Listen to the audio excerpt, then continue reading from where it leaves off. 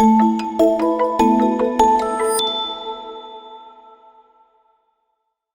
everyone. Today we are talking about networking to land a job in tech, as we're giving it a moment for us to get settled. If you came with any burning questions, please do feel free to drop those into the chat. I'm Melinda Kohler. I'm the founder at Roadmap, and we move the workforce into high impact roles, specifically into the tech industry and other similarly lucrative industries. And today we're talking about networking to land a job. The first thing that we're gonna just dive right into our topic, and then we'll kind of back up a little bit. But if we're networking to land a job in tech, one of the most important things that we need is an elevator pitch. So I'm gonna go ahead and demonstrate by introducing myself so that all of you get a chance to know me. So hi, I'm Melinda Kohler. I've been in tech and education for over 20 years. I most recently co-founded Almanac, which is now valued at $120 million. And I now build communities to help underserved people and all people build their careers. So that's an example of my elevator pitch. And we're going to talk about what that means for you. But I do want to ask, does anyone remember anything from my elevator pitch? And if you do, go ahead and drop it in the chat. And if you don't, that's okay too. But it kind of demonstrates the power of elevator pitches and how we want to think about our own. Oh, 120 million. Okay, fantastic. Wow. Okay, yeah. Good. Yes. Okay, wow. You guys picked up a lot. That's impressive. So the reason that I asked that question is because when we say to hello to someone for 20 to 30 seconds, we have a really limited amount of time to make a quick impression. So the way we structure our elevator pitch is that we actually think in advance, what is one thing that I want this person to remember? If we're talking to a recruiter or someone who could refer us, we want to say that one thing immediately with hopes that they'll absorb it and remember it. So we keep our elevator pitch structure really, really simple. This is the breakdown. I talk about areas of expertise to give some context. So mine was, I've been in tech and education for 20 years. And then I go right into that the catchiest key result statement that I think someone will remember or will particularly resonate with whoever I'm building a relationship with. So mine was at 120 million, and I saw that people picked up on that. I also saw that, really good community here as far as listeners. You also picked up on founder and a couple other details, which is fantastic. And then because I'm building a relationship, I pass the baton immediately back to the person in front of me, and I'm excited to get to know all of you, right? So this is the structure of an elevator pitch. And you can, today, as we go through the rest of the content, you'll have an opportunity to get more examples of these key results and why they're important and how you can craft them. But your first takeaway is to just simply know that as you go and you are looking for your next job, part of your job is to understand what is that one thing that you can share with people upfront immediately to build a relationship. So keep that in mind. And now a little background now that you know me through my elevator pitch, a little bit more background onto why I'm here today talking to you about networking to land a job in tech. I pivoted into the tech industry myself. I was a teacher in another life and started hiring in tech very early into my career. So I had very different ideas around what it takes to be successful in tech, and past experience with a specific job title or a specific skill was not on my list. I went from zero experience in tech to leading product. So during my 10 years now in tech and hiring people, I have absolutely become obsessed with the hiring process and even the performance management process. Once we get the job, how are we promoted? How are we rewarded? How do we continue to build on that career? But it starts with the hiring process. So I've essentially reverse engineered it so that all of us as top performers in our own right have the opportunity to land the job that is the best role for us. We're going to talk about how to get to the point where we're getting those invites for job interviews, through networking. But a couple of things I want you to keep in mind. Notice that I said so that all of us as top performers can land better jobs. I say this specifically because I think everyone in this room has what it takes to be a top performer. I have noticed in my career and my time working with the roadmap community, we have over 6,000 people working on their job search, that three things determine whether or not you'll be successful in a tech company. You have grit, or you're the kind of person who will do what it takes to get the job done. You're also a problem solver, and you have a learning mindset. These are intentionally very broad. I might meet a teacher who I see that they're a problem solver, but they're a problem solver through relationship building. I've actually met other teachers who are problem solvers through deep analytical thinking. And then the next thing you know, they're landing jobs in tech and they're being very successful in those new jobs because they have this combination of those three things, whatever their strengths happen to be in these areas, right? So during my time building Roadmap, we've had over 100, or actually today we just got a new job offer announcement, 158 total people that have broken into tech with zero experience with those titles. And I know that all of you have been upskilling and doing some incredible work for your journey. So today we'll kind of just be reviewing some of the tactics that our community uses. And I also want this to be communal. As we talk through some of the tactics, I also want to hear from you what you've used, what's been helpful. But just a quick example from the community that I work with.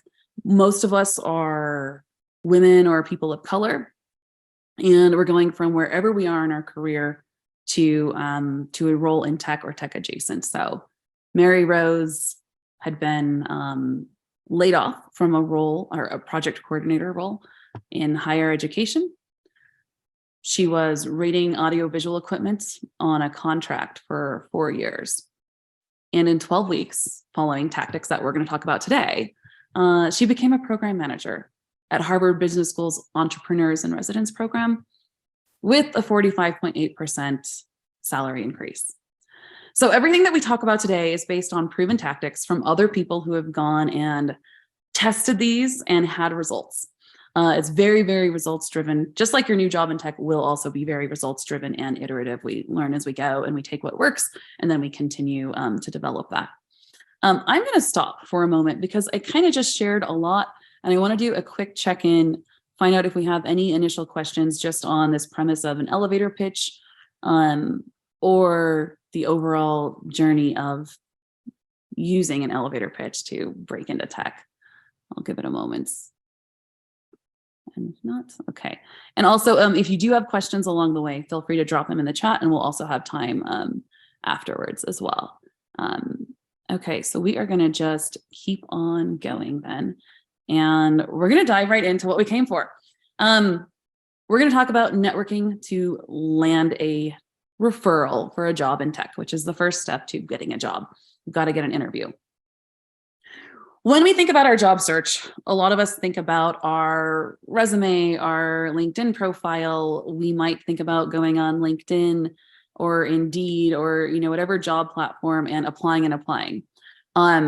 We're going to do this a little bit differently. And what we're going to do for our job search is talk to people and get invited to apply for jobs. It's 4 times more effective than cold applying. And we have some tactics today that will help you build relationships very quickly. We already talked a little bit about the elevator pitch, which comes once you land a networking call. And so we're going to tie that back in at the end. But how do you get to the point where you're sitting in front of someone that could potentially refer you to a job? We have a few things that we have used in the Roadmap community, and it starts with a networking blurb. So we are going to take our experience, and this is very similar to our elevator pitch. So I'm going to make that a little bit bigger so you can all see. A networking blurb is a short statement similar to the elevator pitch that we just heard verbally, but it's written. And because it's written, it's a little bit longer and it has some other personal details so that you can then use this to post it in various Slack communities, maybe Facebook groups, LinkedIn groups, wherever there might be people who are working in your target field. That's where you would go and post a networking blurb. So once you get your elevator pitch down, you then kind of translate it into this. And we're going to look at one from Carla White. She is one of our community members who went from teaching to tech in 10 weeks. And this blurb here that she wrote landed her calls with 8 different people in tech, which led to 4 interviews and 2 job offers. So let's break it down. I analyze data to build and improve. These keywords are really important. Notice that it's educational and training programs. I've been in education management for 10 years. And then we get to the key result statement. In 3 months, with the help of my source analysis tool, 79% of my students were scoring a solid 2. I'm going to paraphrase a little bit, up from 58% at the beginning of the year. So I'm going to stop for a moment and just drop in the chat if it's clear yet what Carla's job was. And then we're actually going to go and we're going to look at who Carla is and break this down. But any thoughts on what her job was when she wrote that blurb? Actually pull it up live on LinkedIn so we can look at it. So Carla was a teacher. Things that give this away, 79% of my students. She also said educational and training programs. But notice she didn't use the word teacher. And notice that she used a lot of words that are really, really relevant to people in tech or similar industries, right? Those words like analyze, data, build, improve. One thing that I really liked that she did was she mentioned that, yes, she kind of calculated what this percent increase was, but she specifically pointed to an analysis tool, which people in tech really love that, right? And then because this is a networking blurb and not an elevator pitch, she gets a little more time to get personal and tell people kind of her personal why. So you do want to take 1 to 2 sentences to do that. So this was Carla's networking blurb during the 2nd week that I knew her, and she was in our community and was learning, okay, I'm going to network to land a job. And she went and she posted it. So what happened in her career? Let's go take a look. So Carla White posted that, landed her networking calls, landed her interviews, and she did a lot to master the interview process. But she went from being a teacher to being a workflow specialist. So it's just a niche customer experience role at a fast-paced startup based in San Francisco. This was really neat for Carla because she actually was a teacher in Houston. And so she gets to continue her life in Houston. And her life is forever changed. In fact, if you go and look at her profile, you'll see a lot of, she kind of told the story of her journey and how she got there. But life-changing results from us just taking the time to write a few sentences that include that really, really important key result statement. So this is one of the first steps to networking, is to practice your elevator pitch and then get it written out in a statement like this. And now you can post it everywhere.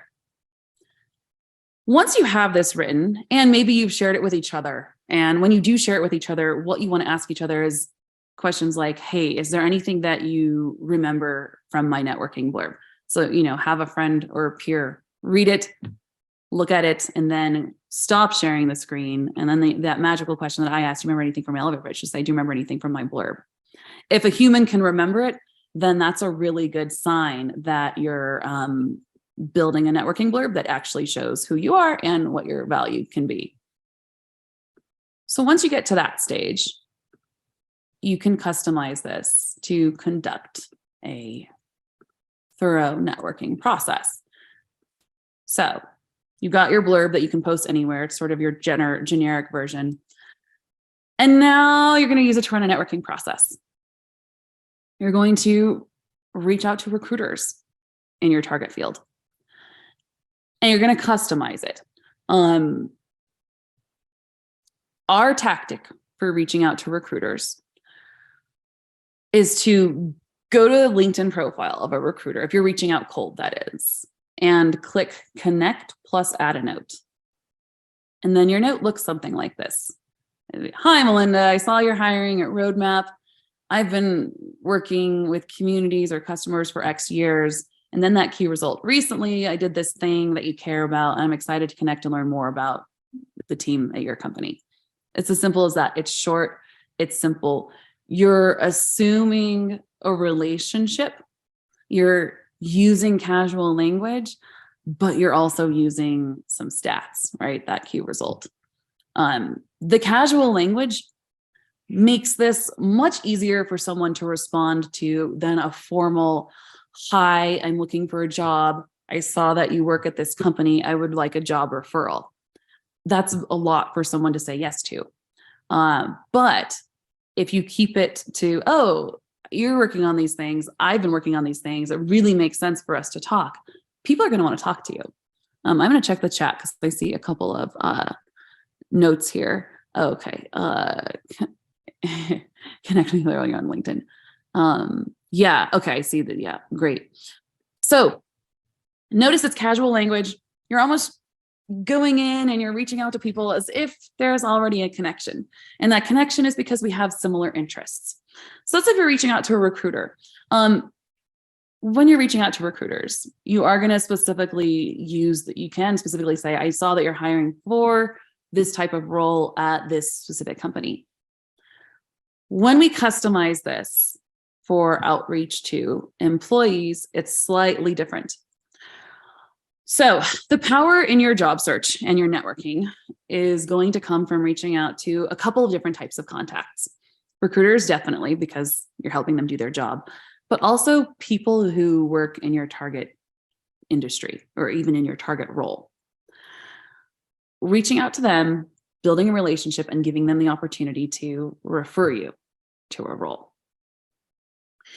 When you reach out directly to someone who, let's just say you're going for a data analyst role. So you would reach out to someone who works in data analytics and you'd read their profile, you'd see if they made any posts on LinkedIn, something that you can refer to, and customize a brief personal message that also includes your key result statement. So I have an example here of a profile that I happened to look at, took a screenshot. This is literally how I would type it in LinkedIn and then click connect to send it, right? Hi, name, really appreciated your recent posts.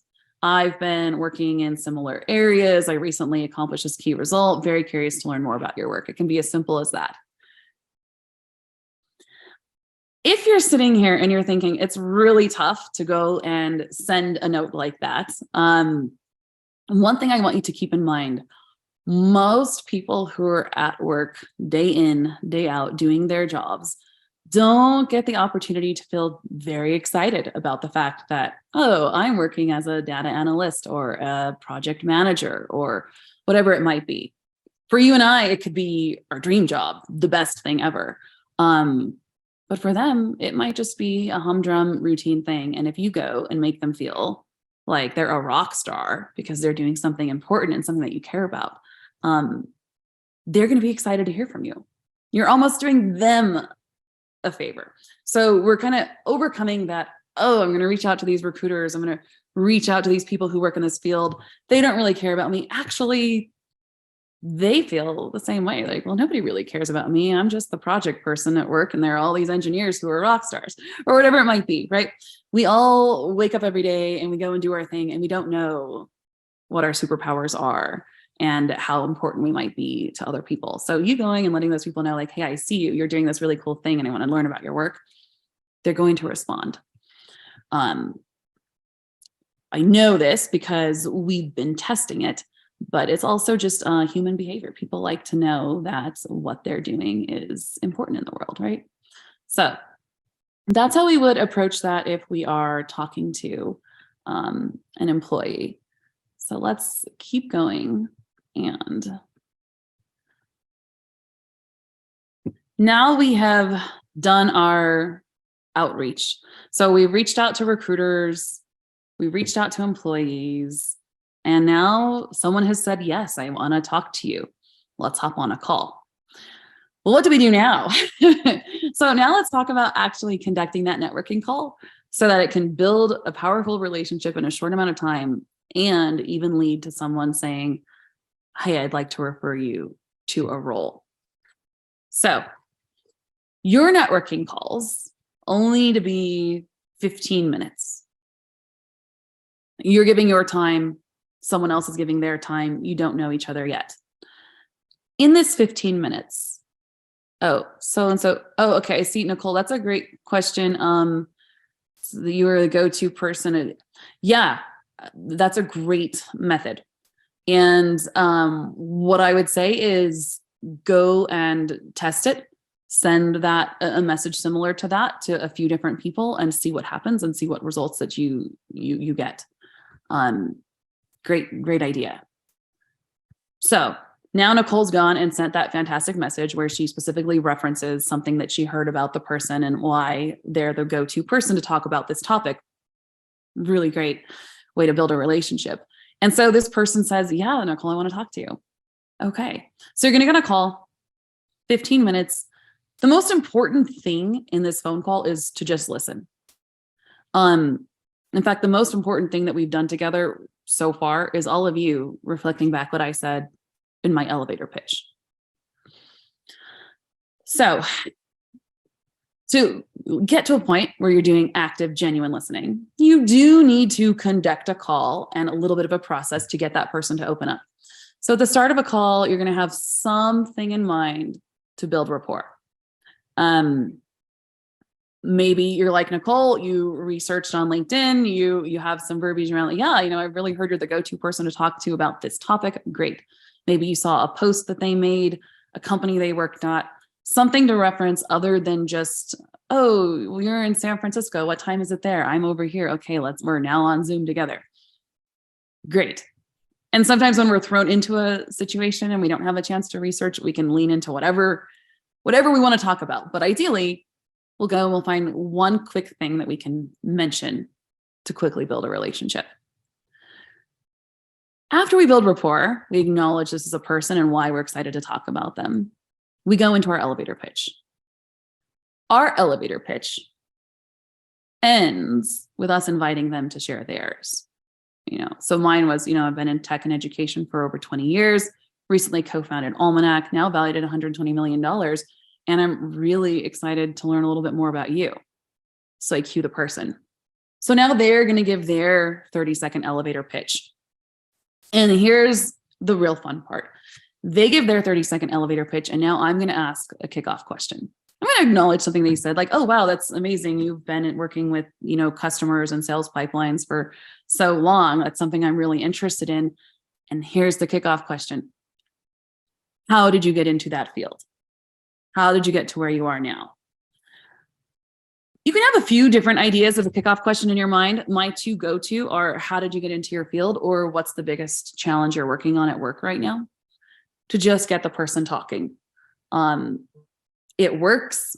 People want to talk about themselves, their history, or what they're working on at work right now, especially because they don't often get the chance to.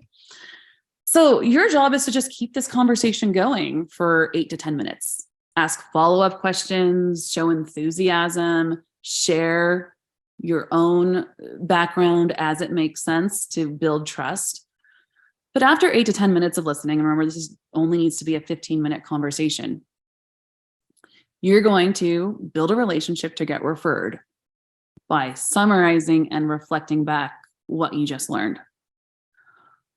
So if any of you were on a networking call with me and wanted a referral to a job in my network, you might just say at the end of our conversation, Melinda, everything that you've said about building communities and your work at Almanac, you're the kind of person that I would really like to work with.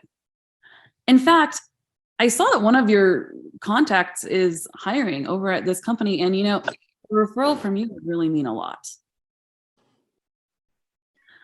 So that's, yeah, go ahead. Like for kids. Oh, I'm glad we have a great audience filled with families and everyone joining wherever we can. But this is how we would go in and conduct that call. so that someone actually wants to refer us to a job. The more often that you practice this and the more networking calls that you do, it's going to get very, very natural. And you're going to kind of hone your own tactics. I am curious, I'm sure a lot of you have done networking calls, or in a sense, networking call is just talking to people. It's being a person, it's building relationships. So I would very curious how this resonates.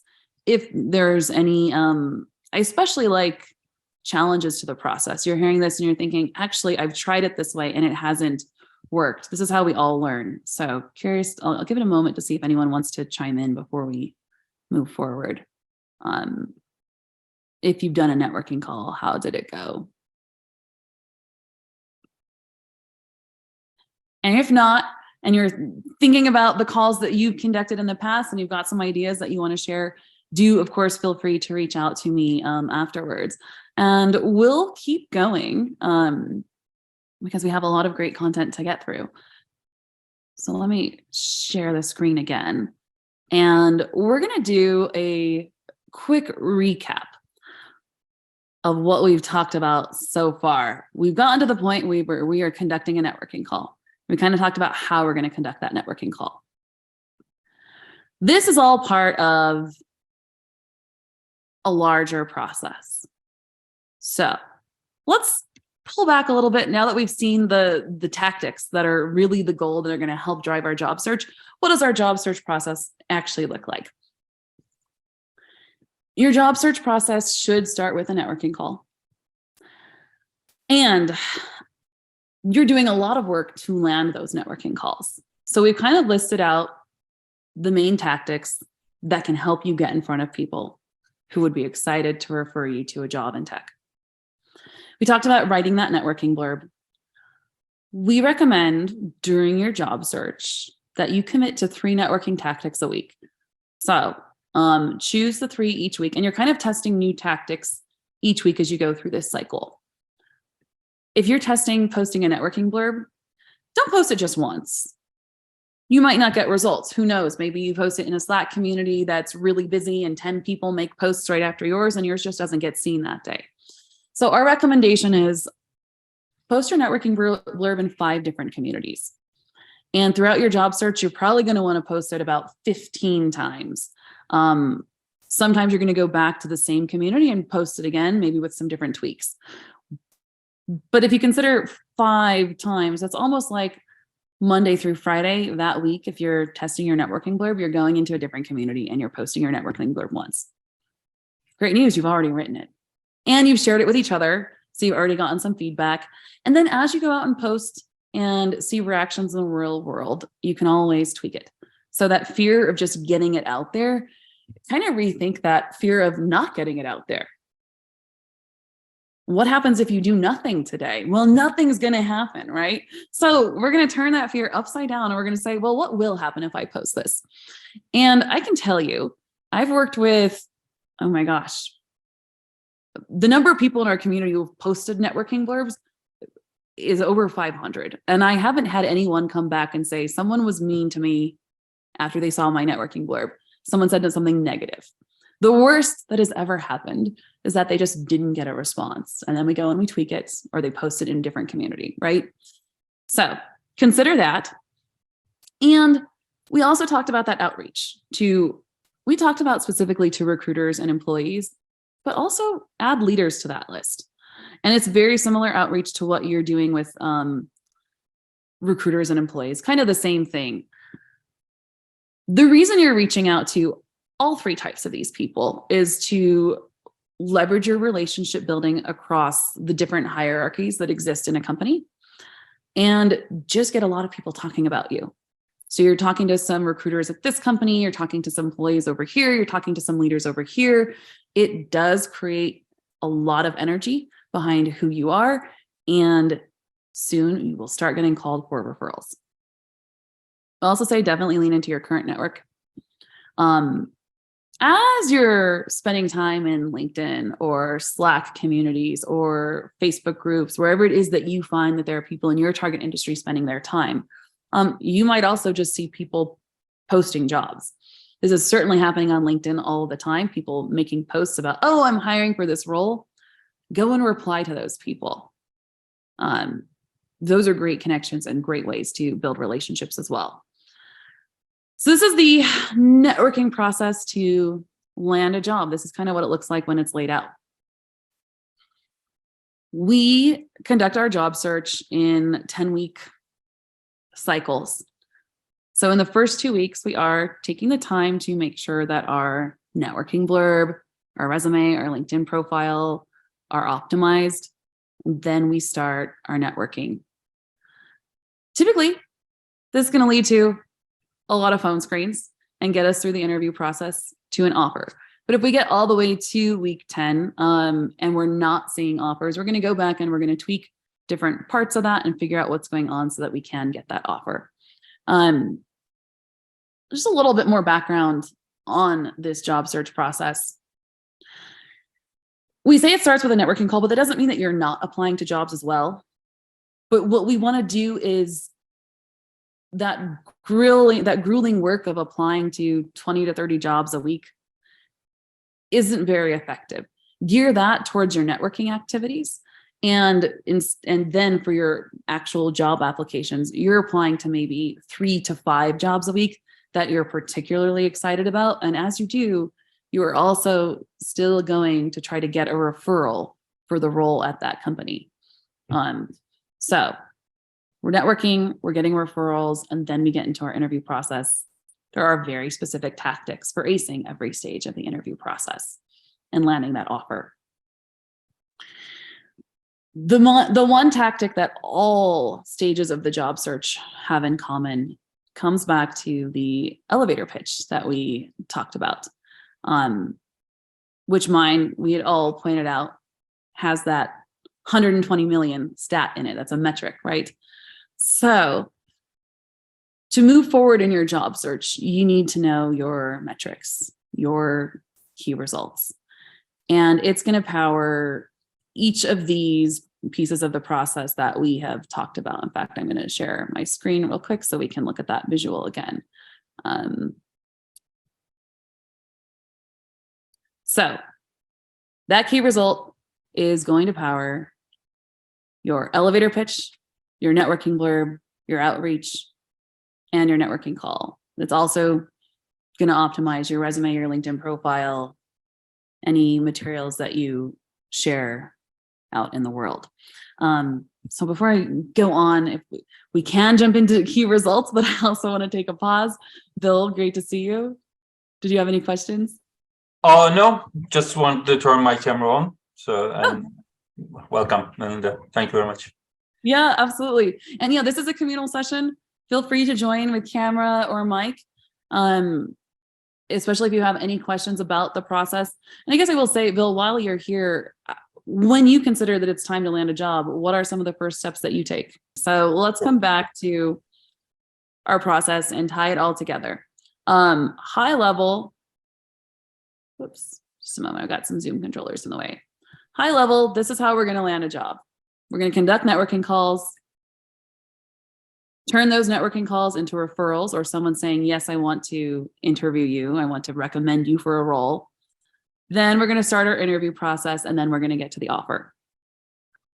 For us to get these networking calls, we need our elevator pitch, a networking blurb.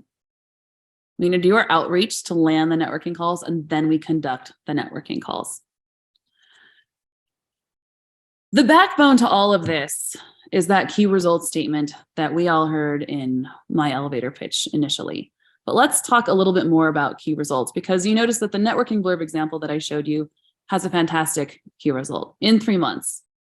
With the help of my analysis tools, 79% of students were scoring a solid 2, up from 58% at the beginning of the year. This networking blurb and this key result statement resulted in 8 calls, 4 interviews, 2 job offers, and took Carla from teaching to the customer experience team at a startup in 10 weeks. So that key result statement is pretty important, right? We also saw that when we're doing outreach to recruiters, we're including a key result statement. And same thing, if we're reaching out to employees or leaders, we're including a key result statement. So, and in our networking call, that key result statement shows up in the elevator pitch. And then when we summarize and reflect back to them at the end, we might be reflecting back one of their key result statements, right? So we get so good at developing these that we can also listen for them and use them to build a relationship. So since key results are so important to this, let's take a moment and talk a little bit about key results. It's a little bit easier to talk about them now that we've got some context and we see why they're important. You may have noticed that they are quantifiable. They have a metric, they have a number. A lot of people show up to their job search and they say, well, I'm pivoting careers, so I don't have a key result yet. Or I was in a role where we didn't really have key results. If you have been a contributing member of society, and especially if you've held a job, you do have a key result. And there are ways for us to identify those and bring them out. So a key result is just a quantifiable statement that shows the impact of work we did. It is short, it is simple. So a couple examples of key results and what's not a key result. If we look at this, the example of what's not a key result, used Gusto to get all time card sheets in on time, including emailing contractors to make sure time cards were filled out correctly and answer time card questions. So someone who joined our community had this on their resume. This tells me the work that you did. However, if you were working on the payroll team, I would hope that at the bare minimum, you would use the correct platform and you would get time card sheets in on time and you would work with the contractors to make sure that they were filled out correctly and answer any questions. This is sort of the minimum. And the biggest mistake most of us make when we think about our key result statements is we are very quick to go and talk about all the work that we did, because for us, it's important. I was doing this every day. We want to start thinking about the result of that work, the impact of it. So as we talked about this with Abby, it became enabled payroll to administer 40,000 a week by processing 20 to 75 timesheets under strict deadlines for contract workers, staffing American Idol, the Oscars, Super Bowl, and other live entertainment events. So a note about key results, get your number in there. But if you do happen to have impressive name brands that everyone knows and will recognize, definitely call those out, because that was certainly not on Abby's profile before she learned about the key results method. This was what felt important. This is what's actually important to someone who is going to hire you. So really give them a reason to hire you. And then once you land the referral, once you're in the interview process, you're certainly going to be talking about the rest of it, right? So we're coming back to impact. And as you learn how to do this, you'll be able to optimize all of the assets that you need for your job search. Your LinkedIn profile, underneath your career history, under every job title, you should have key result statements. You only need to have 3 for each job title. And if they were unrelated to the work that you're going to do because you're pivoting careers, that doesn't matter. Tell the story as much as you can in a way that does relate to your industry, right? Carla could have easily said that, let me go back and pull up that networking blurb. She could have easily said, well, I'm a teacher, I didn't have any experience in tech, I don't have any key results, I have nothing to show on my resume. But we discovered that actually she could craft a statement that very much looked like what people might say in the tech industry. It's results driven. There's data, there's numbers. She moved stuff forward. That's what we care about, right? So you're going to make sure you optimize your LinkedIn profile with those key results and your resume. Tip about your resume, embolden all of the numbers on your resume. And then when a recruiter or a hiring manager or someone who might refer you glances at your resume to see, like, should I actually even look at this for longer than 3 to 5 seconds? They're going to see those numbers pop out and they're just like, oh my gosh, there's a lot to look at here. And they're going to dive right in to review your resume and take you seriously as a candidate. So quick note on resumes. And that is our content for today. We jam-packed so much in there. I want to give time for questions. And let me check the chat here. Okay. Okay. Yes, Abdullah, if you're totally new to the industry, Abdullah, any chance you can join us and say hello? Because I'm very curious what industry you were in, and we can start talking about what it looks like to translate that experience. Yes, hello. Hello. Yeah, what have you been doing in your career? I have an interesting story basically. Actually, I didn't go to the university. I just started learning development coding and stuff. I will be graduating next month. So I'm totally new. I have no idea how to search, how to look for a new job. But I'm trying to. So like my question would be, how could I dive in and start searching and like go to the right spot? Yeah. So a lot of things I would want to know. So you said you didn't go to university. You Yep. went straight into self-teaching yourself coding. Is that correct? Basically I'm taking a boot camp. Oh, right. With Clarusway. Okay. Yeah.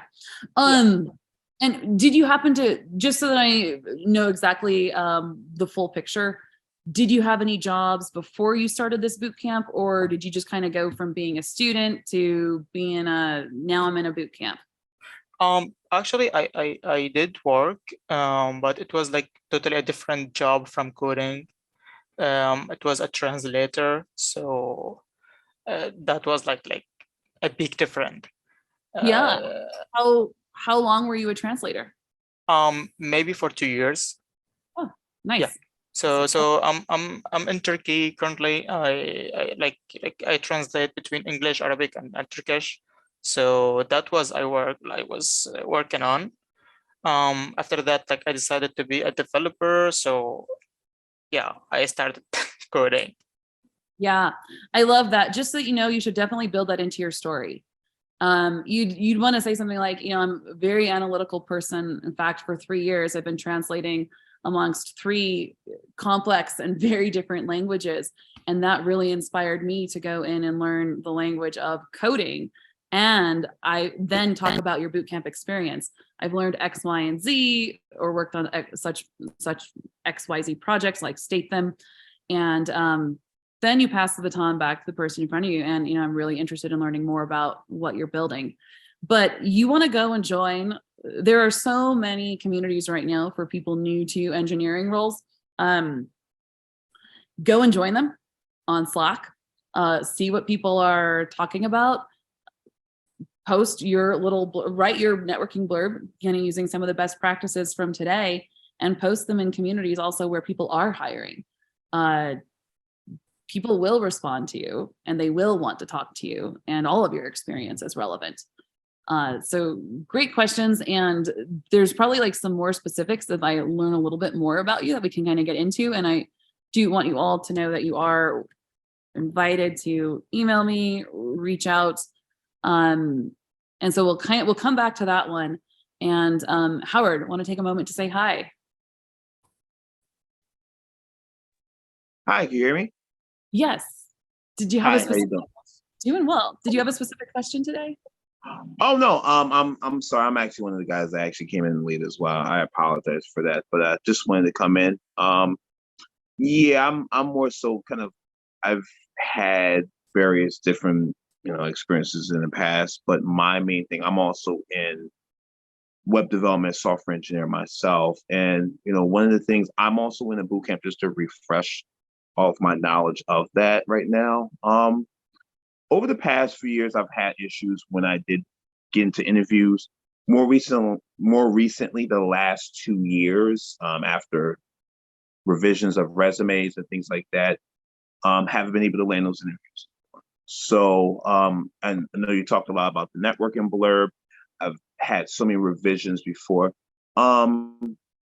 what would your advice be with someone like myself that had experience in like haven't done the web development had it web development experience as my main job. I've had jobs such as customer service, or maybe how can I say, maybe like a content manager in the back in my background. But this is the main job I want to get into, and this is what I want to focus with. So, what is your advice for people that have various experiences down the way that would like to showcase that? Yeah. So definitely showcase it. Showcase it in terms of results and impact, and kind of quantify it, like, oh, supporting a customer base of X number of people, X amount of revenue, things like that.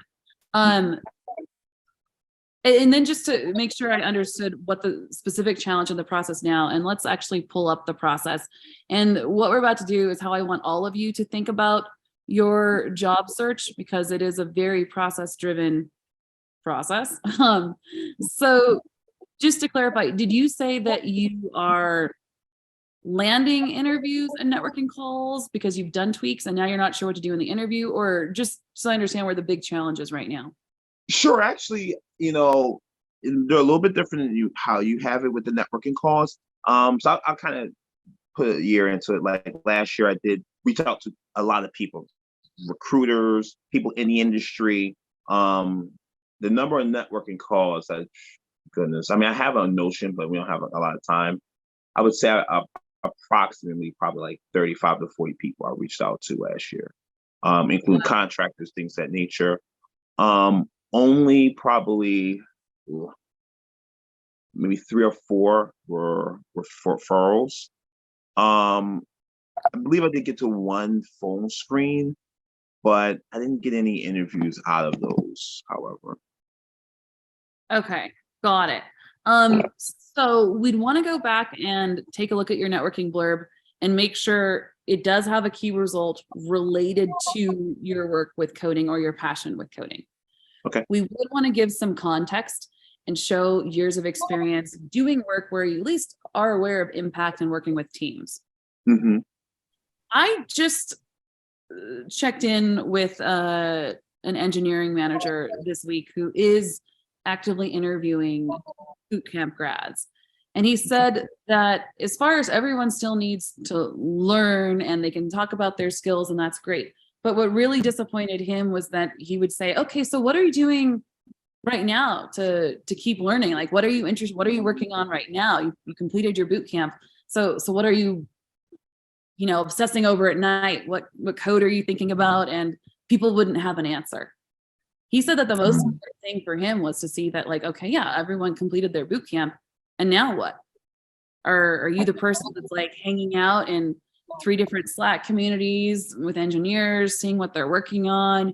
You're going and you're looking for more projects to work on. You're studying code on your own. Is there a true passion? And then he specifically spoke about, when he was learning coding, that, he was bringing home, this is back in the day, big coding books and reading them.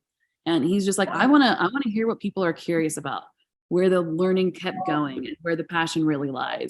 So keep that in mind and pull that into your networking blurbs to show that, yes, you're new to the field, but you have some genuine curiosity and learning behind you, and you are a self-learner. That's such a great question. Thank you. I appreciate that. Absolutely. Anything for a Salesforce admin entry level? So I would want to know about your career experience beforehand, and again, how we're going to translate it.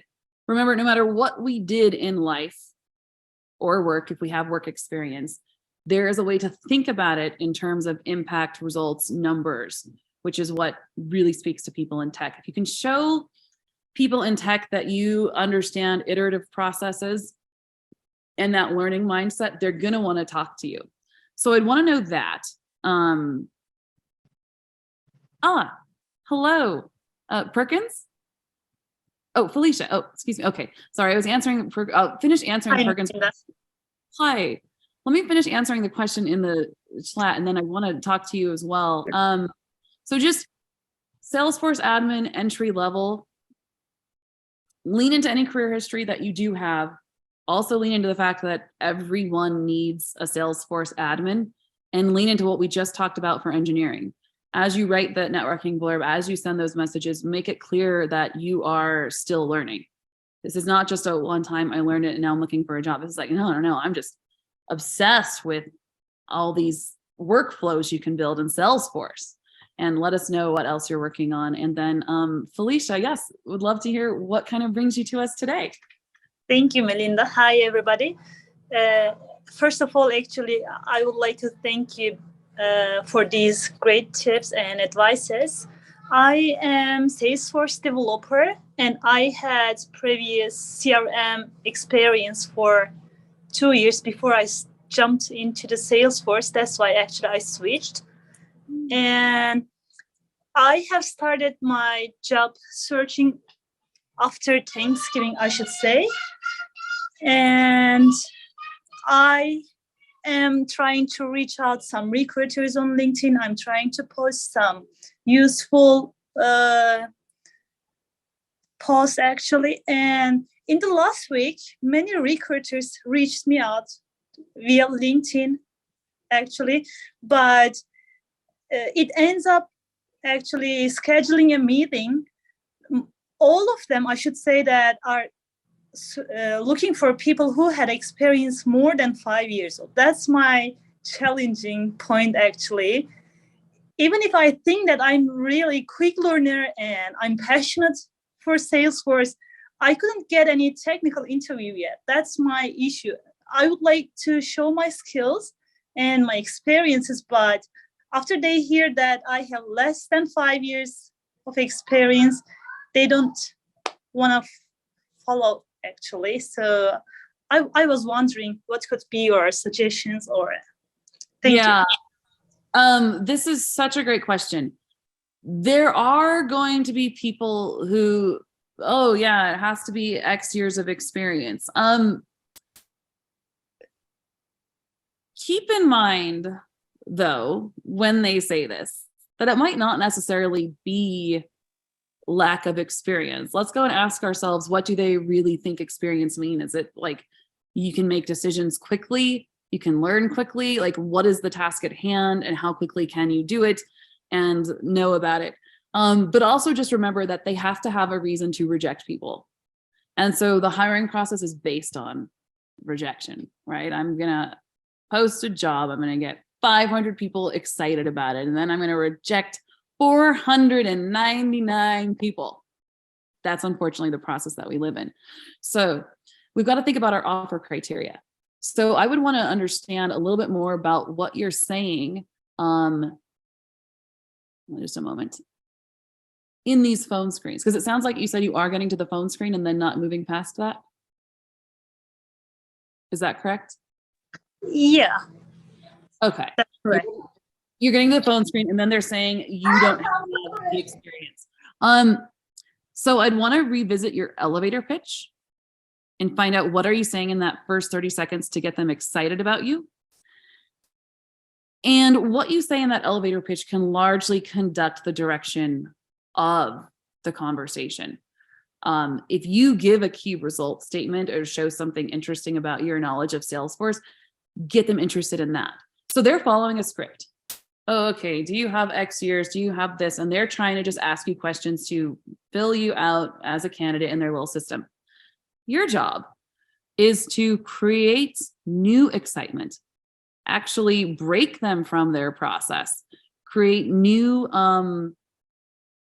offer criteria. And it could be anything at any time, because plenty of people are getting jobs, even when the job description says must have 5 years of experience. But how you get that job when you do have that obstacle to work with is by thinking about that elevator pitch. And also there are 5 specific questions asked in every phone screen and some very specific tactics to ace each one and overcome all of the obstacles. And we will run other sessions for that. But the one thing that I would say is come back to the basics of what we talked about today. Go in and think about your key result that you want someone to remember, practice your elevator pitch, and start your phone screens with that. And when they do get to that 5 years of experience, lean into it, say, hey, I really appreciate that. here's what I do to be a fast learner, and just give them hand it to them. Yeah, I really appreciate that. Here's what I do to be a fast learner. Talk a little bit about your method. Maybe you won't get it, but if you keep using that elevator pitch and showing up and telling your story, you're going to get someone excited, and it's going to the results are going to start to change. Okay, thank you. Yeah, I love that question. I'm sure we all have so many similar questions. So remember, anytime you ask a question, it helps so many more of us in the room. I know we're at time and I have to leave in a couple of minutes, but I do have time for a couple more shares. And I'll give it a moment to see if there are any other questions. Otherwise, what I will say is I'm really excited to see where all of you go next. Want to hear about the process, want to hear how the elevator pitch works for you, the networking blurb. So feel free to get in touch, and just remember, every day, more and more people are getting jobs without experience, and the industry is changing. They're looking for people who have those 3 behaviors that we talked about, that grit, that learning mindset, and that problem solving. And if we have those, we are truly unstoppable. So we'll get out there, we'll run our process, and we will get there together. And yeah, have a wonderful evening. I know it's 9 p.m. for all of you on the East Coast, so I'm going to get back to my day and look forward to hearing from you all. Okay.